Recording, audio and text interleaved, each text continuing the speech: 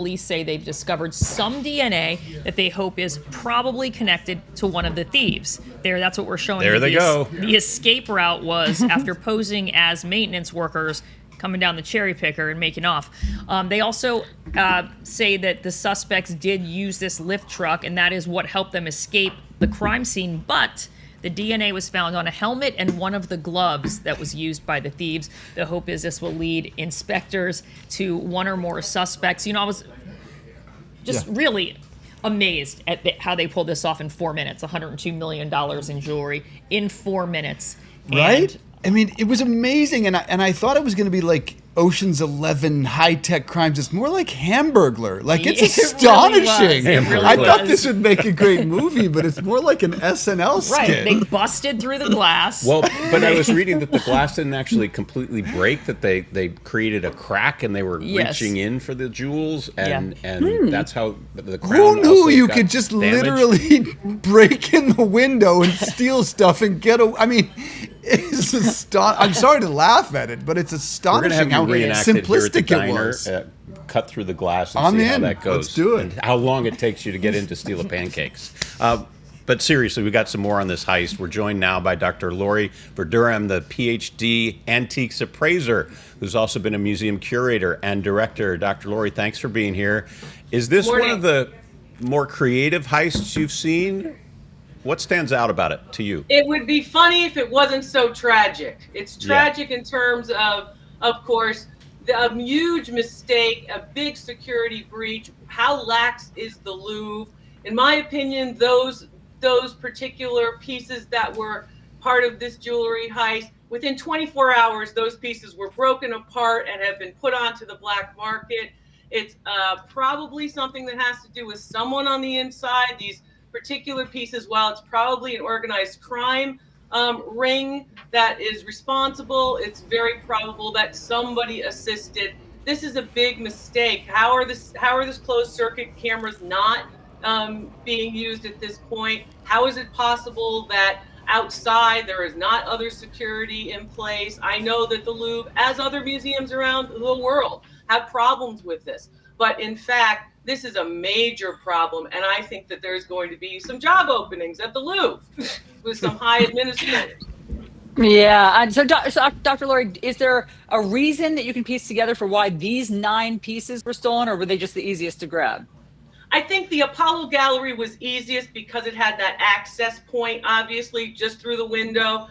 How that window's not alarmed properly. Most museums, when there are windows like that, usually a wall is built on the interior, so it's not as easy to access.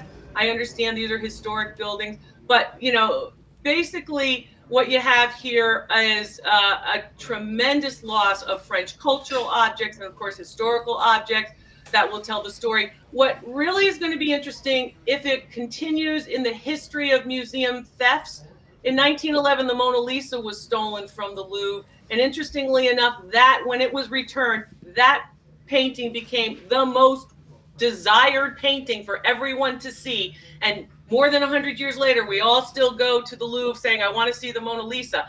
That crown that was found, Empress Eugenie's crown that was they said, it was tossed off because it was so easily recognizable. That was not tossed off, I believe, because it was easily recognizable that it couldn't be resold on the market. They made a mistake. They dropped it and it was damaged. Right. We were lucky that it was dropped, lucky that it was damaged. It can be restored, and that piece will be the piece everybody wants to see going forward. Museums are going to have to change. Of course, their security, it's going to be a lot harder for tourists and others who want to see these pieces. So security is going to get very tight for jewels and royal collections all over the world now. The jewels are one thing, but isn't the value in most of these pieces primarily historical and therefore impossible to get real value out of? Well, $100 million is $100 million. So yeah, they're valuable. However, yes, historical value, they're priceless, sure. But in fact, what they're going to do probably is break them apart and recut the diamonds, because the diamonds are recognizable. Many of them are 16th and 17th century diamonds. So they're so old, the way that they're cut would make them recognizable to experts. So it's not going to be like we're going to take the reliquary brooch or the bow, brooch and say, oh, here, we're going to sell it as is. That's not going to happen.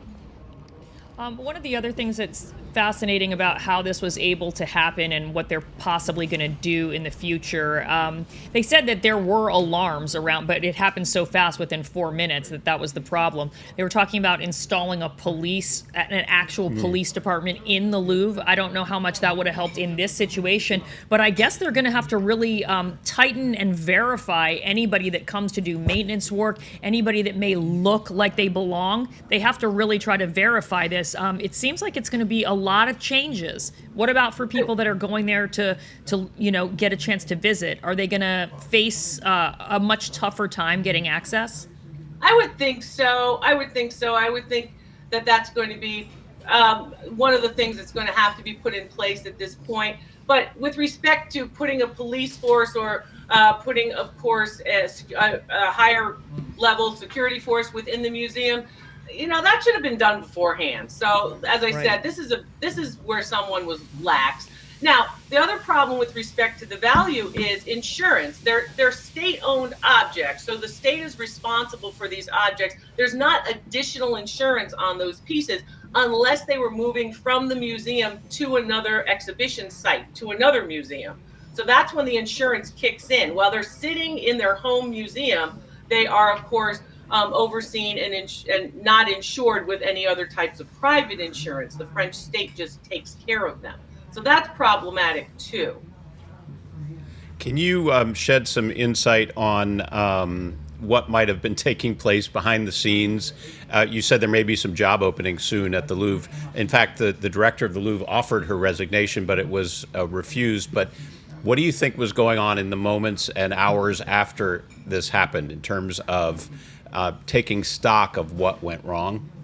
Well, of course, I don't mean to be flip. I'm just saying that basically the situation is so drastic, is so important, and it will, in fact, every other museum will basically around the world will look and say, okay, we've got to shore up our security as well. What I think was happening behind the scenes and why it was closed, of course, everyone would probably be able to ascertain what I did, is the idea was we had to get the police in. They had to review and speak with the staff members, other people who were there. They had to do, of course, their due diligence in speaking with people who were on the scene. So that was usually what took the 2 or 3 days for the museum to be shut down. And when it comes to visitors are going to have to realize that, while we're very comfortable in our museums around the world, we want people to be comfortable in our museums around the world. However, it's very important that they realize that they are basically in the presence of objects that are historical, culturally significant, and of course priceless. So we are going to have to do more, and visitors are going to have to realize, well, this is what I have to do in order to enjoy these particular events. And last, Dr. Laura, you alluded to this being an inside job. I've heard the suspicion that this is an inside job. I've heard a lot of people say that. Is that just because there would have been no way to know that this was so vulnerable, that this entrance and exit was so vulnerable without somebody tipping them off? Exactly. And most of the big museum heists, most of the big museum thefts have had an inside job component. So if you're looking back at history, that's what we've seen historically. So yes, I think this is why all of us are saying, well, it's probably somebody knew something or at least understood the breach. Dr. Laurie, fascinating. Thank you for walking us through all of this. It just continues to fascinate all of us. It's like something out of either Ocean's 11 or, I would go with Pink Panther over Keystone Cops. But either way, it's really fascinating. Thank you so Not much. Hamburglar, though. Not Hamburglar. Was it Dark Knight where everybody had the clown costumes on? And they coordinated the buses perfectly, and the buses came busting out. And, Yes, I think so. I've always thought that one was fascinating. Good reference.